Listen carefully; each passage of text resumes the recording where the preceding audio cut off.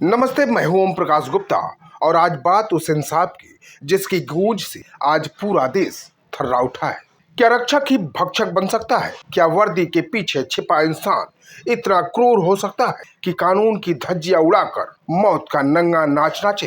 तमिलनाडु के सनातन कुलम साल 2020 में उठी वो चीख आज भी हवाओं में तैर रही है, लेकिन आज मदुरई की अदालत ने उन चीखों को न्याय की जुबान दे दी है।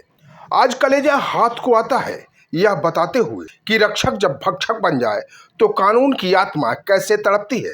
साल 2020 की वो काली रात, तमिलनाडु का वो सनातन कुलम थाना, जहां दो बेगुनाह चीखते रहे, गिड़गिड़ाते रहे, लेकिन खाकी की खाल ओढ़े दरिंदों का दिल नहीं पसीजा। पिता जयराज और उनका जवान बेटा बेनिक्स, जिसका कसूर सिर्फ इतना था कि उन्होंने अपनी दुकान बंद करने में चंद मिनटों की देरी कर दी। क्या चंद मिनटों की कीमत मौत होती है? क्या वर्दी में हमें यह हक देती है कि हम किसी बाप के सामने उसके बेटे को और बेटे के सामने उसके बाप को लहू लहान कर दे?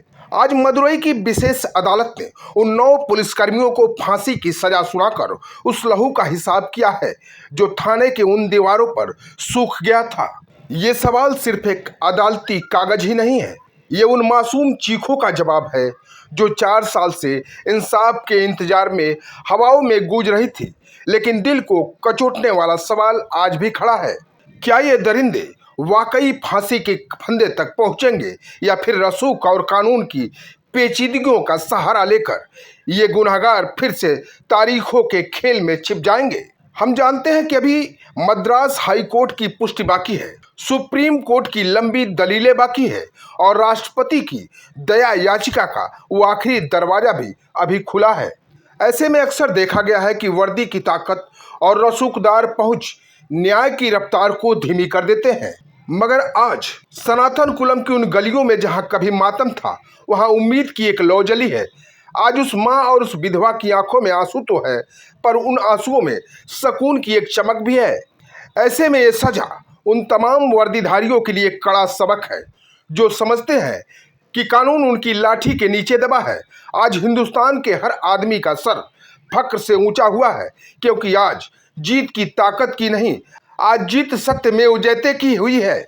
जयराज और बेनिक्स आज हमारे बीच नहीं है, लेकिन उनकी शहादत ने खाकी के भीतर छिपे शैतानों को बेनकाब कर दिया है। सलाम है उस न्यायपीठ को जिसने ये साबित किया है कि इंसाफ की तराजू में वर्दी का बोझ नहीं, बल्कि बेगुनाह के खून की एक एक बूंद का वजन ज्यादा होता है। तो दोस्तों, न्याय की इस मसाल को बुझने नहीं देना है, क्योंकि आज इंसाफ हुआ है, आज इंसानियत की जीत हुई है। तो इसी के साथ अपने दोस्त और होस्ट ओम प्रकाश गुप्ता को दे इजाजत। मिलते हैं किसी अन्य घटना, किसी अन्य खबर को लेकर। जय हिंद, जय भारत।